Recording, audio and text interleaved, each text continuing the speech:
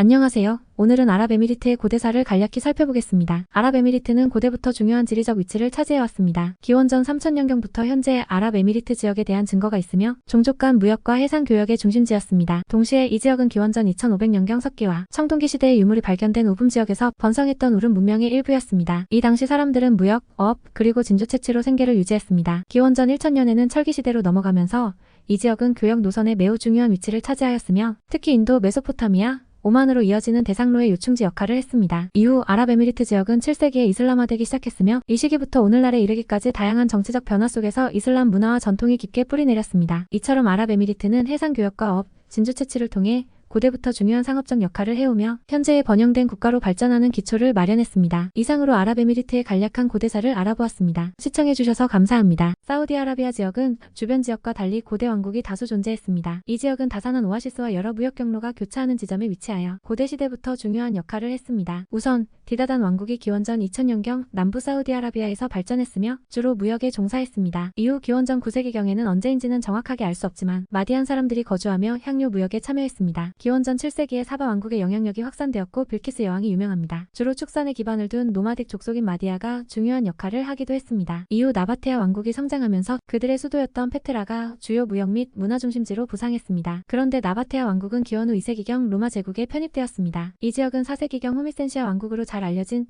지방 왕국들의 연합으로 변모했으며 7세기에는 이슬람화되어 현재의 모습으로 점차 발전해갔습니다. 사우디아라비아는 무역과 정치적 변화의 역사를 지니며 오늘날의 국가 기반을 다졌습니다. 이로써 고대 사우디아라비아에 대한 간략한 역사 여행을 마칩니다. 감사합니다. 안녕하십니까? 오늘은 카타르의 고대사를 간략히 살펴볼 것입니다. 카타르 반도에는 약 5000년 전부터 문명의 흔적이 남아있습니다. 이 지역은 고대의 주거 및 교역의 중심지였으며 여러 문화가 혼재한 배경을 가지고 있습니다. 주요 발굴 유적지 중 하나는 알타우아 마을이 있는데 이곳은 청동기 시대부터 인간 활동의 증거가 발견되었습니다. 카타르는 주변 지역과 해상 교역을 통해 번성했으며 특히 진주 채굴로 유명했습니다. 카타르 페닌슐라는 장기간에 걸쳐 걸프 지역의 다양한 주권에 속한 역사를 가지고 있습니다. 이슬람의 도래와 함께 카타르는 628년에 이슬람 국가의 일부가 되었습니다. 이후부터는 주변 지역과 더욱 긴밀한 교류를 이루며 여러 이슬람 왕조의 영향을 받으며 발전해왔습니다. 역사학자들은 카타르가 다양한 외부 세력의 영향을 받았음에도 불구하고 고유한 사회적, 문화적 정체성을 유지해온 것으로 평가합니다. 이로써 카타르의 간략한 고대사를 알아보았습니다. 이 지역의 역사가 고대부터 현재까지 이어와 고유한 문화적 정체성을 어떻게 유지해왔는지 이해하는 데 도움이 되었기를 바랍니다. 감사합니다. 안녕하십니까?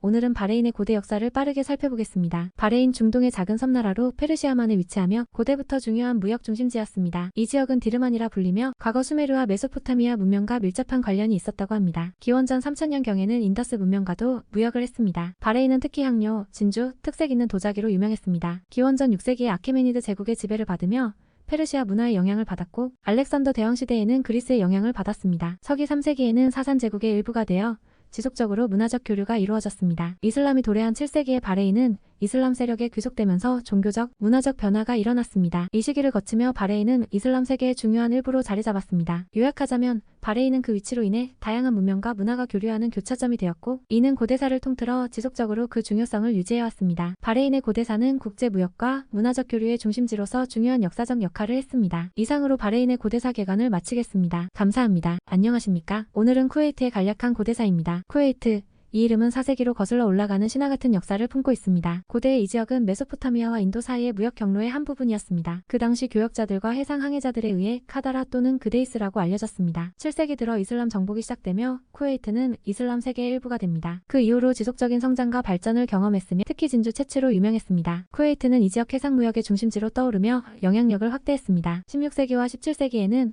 포르투갈과 영국의 관심을 받으며 중요한 전략적 위치로 부상합니다. 1756년에는 알-사바흐 가문이 쿠웨이트의 지배를 시작하여 오늘날까지 이어지고 있습니다. 고대 시대부터 교역과 항해의 중심지였던 쿠웨이트. 이러한 역사적 배경은 쿠웨이트가 오늘날까지 중동에서 중요한 역할을 하게 만들었습니다. 이상으로 쿠웨이트 고대사의 간략한 개요를 알아보았습니다. 감사합니다. 고대 이라크는 메소포타미아로 알려진 지역에 위치하며 인류 문명의 발상지 중 하나로 꼽힙니다. 그 역사는 기원전 4000년 이상으로 거슬러 올라가는데 세계에서 가장 오래된 문명인 수메르 문명이 여기에서 시작되었습니다. 수메르인들은 글쓰기 체계인 쇠기 문자를 발명하는 등 지중해 문화와 사회 발전에 큰 기여를 했으며 도시 국가들로 구성된 이 지역은 무역과 농업을 통해 번영을 누렸습니다. 기원전 3000년경 수메르 문명은 더욱 고도화되었으며 함께 존재하는 여러 도시 국가들 사이에 강력한 정치적, 경제적, 문화적 교류가 있었습니다. 그 후 기원전 2350년경 아카드 제국이 수메르를 정복하며 중앙 집권적 국가를 형성했고 많은 인근 지역들을 지배했습니다. 아카드 제국의 몰락 후 기원전 21세기부터 기원전 18세기까지는 우르 제3왕조 시기로 알려진 번영의 시대가 이어졌습니다. 이 시대에는 뛰어난 건축물과 문학 작품이 만들어졌고 강력한 군사력과 정치적 안정성이 특징이었습니다. 하지만 기원전 18세기에 이르러 바빌로니아의 함무라비 왕이 첫 번째 통일된 바빌론 제국을 건설하게 되고 그의 이름을 딴 함무라비 법전으로 잘 알려져 있습니다. 이 법전은 세계 최초의 법률 집합으로 볼 수 있으며 현대법의 기초가 된 중요한 문화유산입니다.